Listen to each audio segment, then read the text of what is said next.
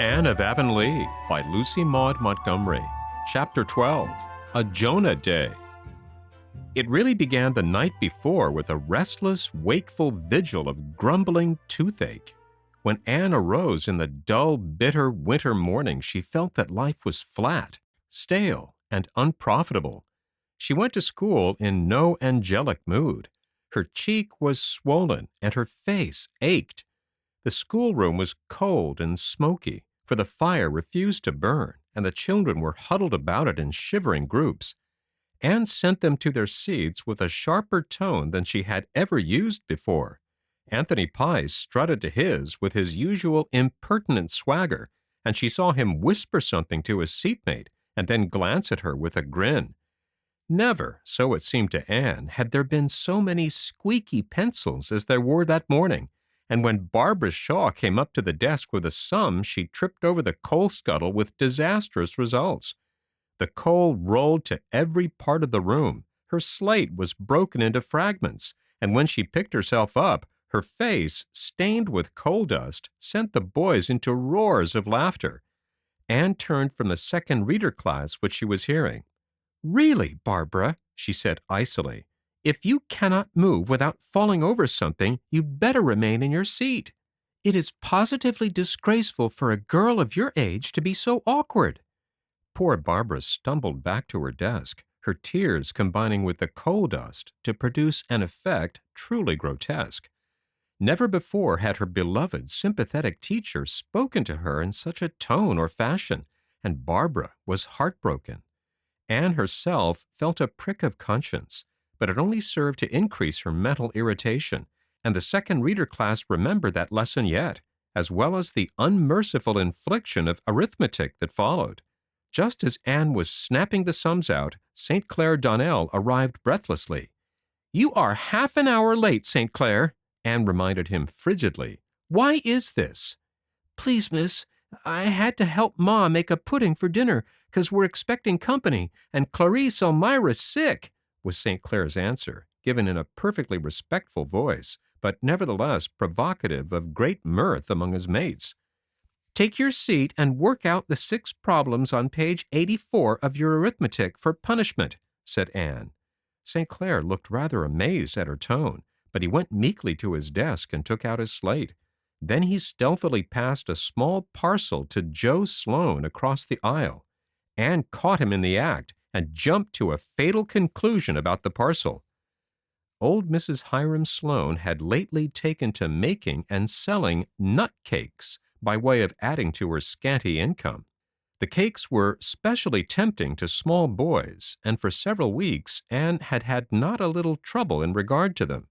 On their way to school, the boys would invest their spare cash at Mrs. Hiram's, bring the cakes along with them to school, and, if possible, eat them and treat their mates during school hours. Anne had warned them that if they brought any more cakes to school, they would be confiscated. And yet here was St. Clair Donnell coolly passing a parcel of them, wrapped up in the blue and white striped paper Mrs. Hiram used, under her very eyes. "Joseph," said Anne quietly, "bring that parcel here." Joe, startled and abashed, obeyed. He was a fat urchin who always blushed and stuttered when he was frightened. Never did anybody look more guilty than poor Joe at that moment. "Throw it into the fire," said Anne. Joe looked very blank. Please, miss," he began. "Do as I tell you, Joseph, without any words about it." But, miss, there," gasped Joe in desperation. "Joseph, are you going to obey me or are you not?" said Anne. A bolder and more self-possessed lad than Joe Sloane would have been overawed by her tone and the dangerous flash of her eyes. This was a new Anne, whom none of her pupils had ever seen before.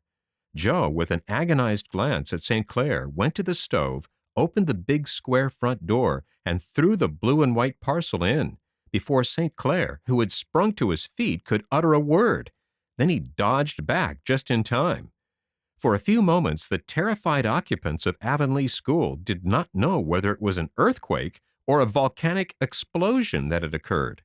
The innocent-looking parcel which Anne had rashly supposed to contain Mrs. Hiram's nut cakes really held an assortment of firecrackers and pinwheels, for which Warren Sloane had sent to town by St. Clair Donnell's father the day before, intending to have a birthday celebration that evening.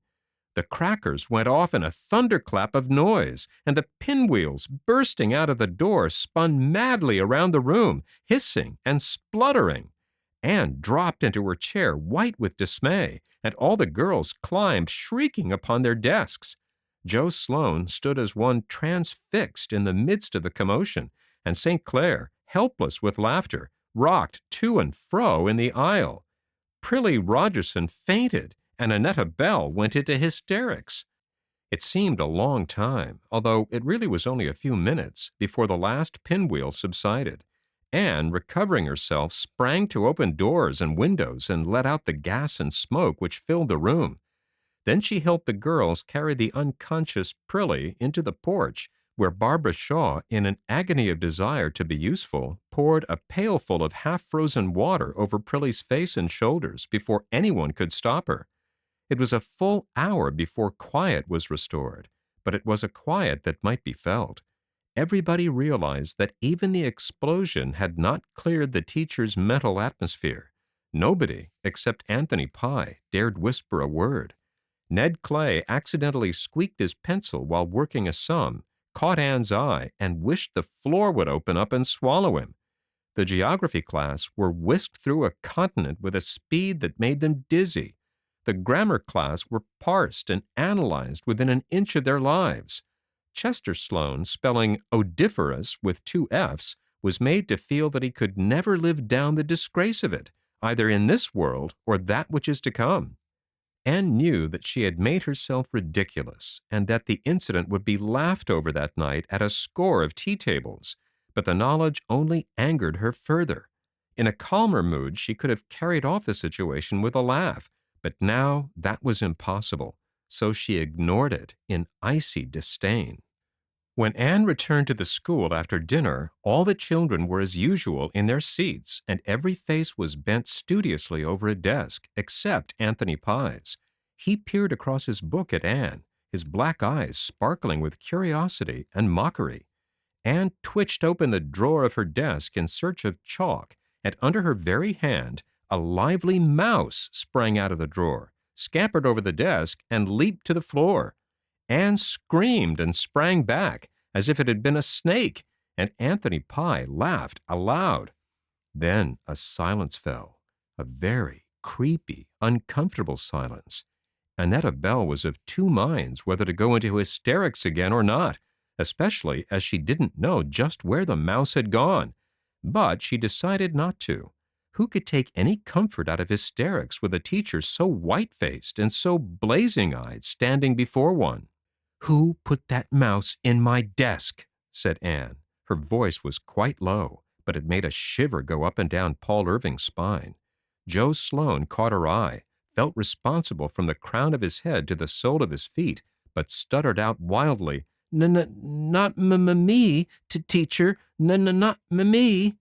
Anne paid no attention to the wretched Joseph. She looked at Anthony Pye, and Anthony Pye looked back, unashamed and unabashed. "Anthony, was it you?" "Yes, it was," said Anthony insolently.